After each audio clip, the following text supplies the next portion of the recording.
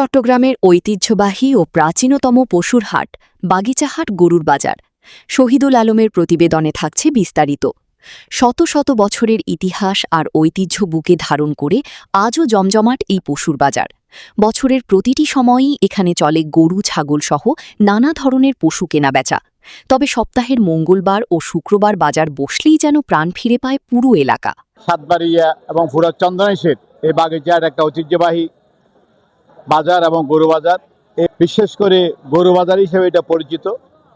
বিভিন্ন ডিস্ট্রিক্ট থেকে এখানে গরু আসে, গরু মহিষ আছে, এখন বিক্রি হয়। অনেক বড় বড় গরু বিক্রি হয়। ক্রেতা বিক্রেতা অনেক দূর থেকে আসে, পুরো সুদূর কক্সবাজার থেকে পর্যন্ত এখানে ক্রেতা বিক্রেতারা আসেন এবং এরা এসে এখান থেকে গরু মহিষ ক্রয় করে নিয়ে যান। দূর দূরান্ত থেকে ছুটে আসেন হাজার হাজার ক্রেতা ও বিক্রেতা। প্রাণ চাঞ্চল্যে মুখর হয়ে ওঠে পুরো বাজার প্রাঙ্গণ।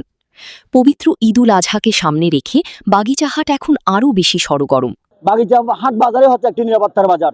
এই বাজারের ঐতিহ্য আছে। এখানে ডিসিপ্লিন, ক্রেতা বিক্রেতা কোনো ইনশাল্লাহ সমস্যা হবে না। বেচা কিনা করিবেন, নিরাপত্তা 100 আছে। অনার চিন্তা করার না করিব।